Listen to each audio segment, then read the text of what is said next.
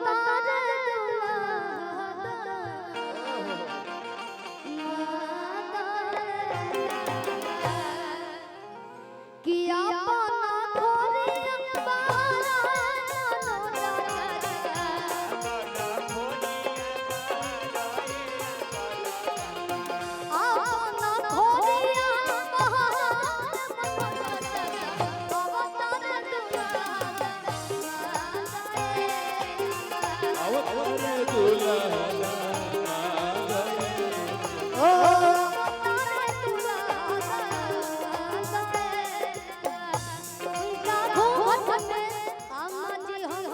मोटल जुग के कन्या अपना सत्ता ससुर भसुर के सोझा परदा लुकाया ससुर भसुर के सोझा परदा लुकाया खाई मन मरदा ल जाई कहे भाई अपना मरदा के कमाई ल जाई कहे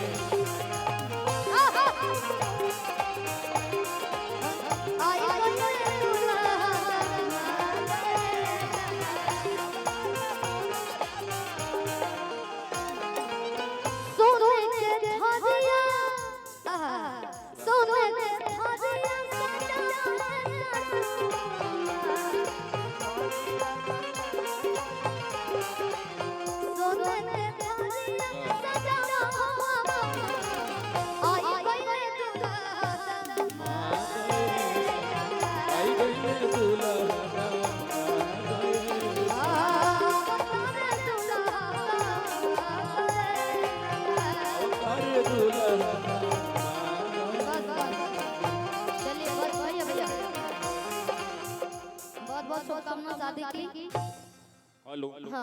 हम चाहेंगे भैया से कि कार्यक्रम कैसा लगा और दोबारा कब शिल्पी जी को धनंजय जी को बुला रहे हैं अपने मुंह नहीं अभी आप बोल दीजिए। सब प्रोग्राम अच्छा लगा कभी भी बुलाएंगे आइंदे कभी बुलाएंगे अच्छा लगा। सही बात है। जब भैया स्टार्टिंग में बात किए तो हमको लग रहा था कि इसी मजाक में बोल रहे हैं। सबसे पहले हमको बुकिंग किए थे, इसके बाद बोले तो हम बताए आप मुझे बोल दिए नहीं बोले कि एगो लेडीज सिंगर के लिए करने के लिए कि बन चश्मा लगैले बहुत बहुत ओ बन चश्मा लगैले अच्छा हमारा फेवरेट गाना कि हारमोनिया बजावो तनी बिन तनी सर ऐसे करी दो आप लोग लास्ट गाना बा कि हम तहई रहू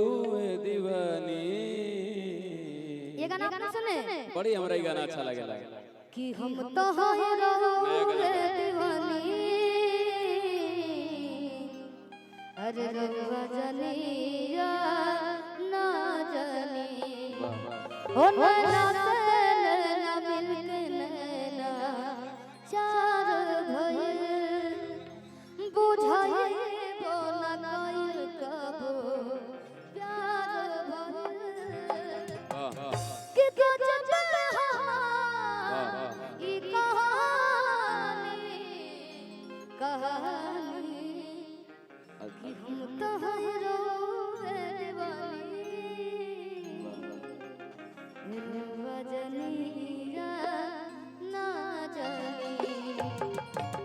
अगर याद हो के तो ये गाना बड़ा अच्छा लगेला थोड़ा सा गा दिया करके चले ना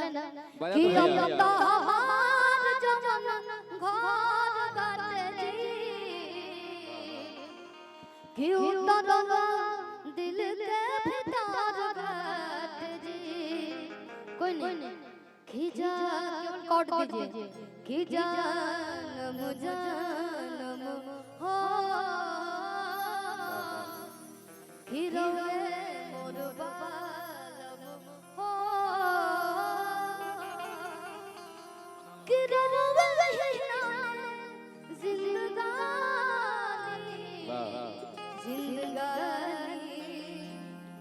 कि हम तहरे रोए दीवानी अरवा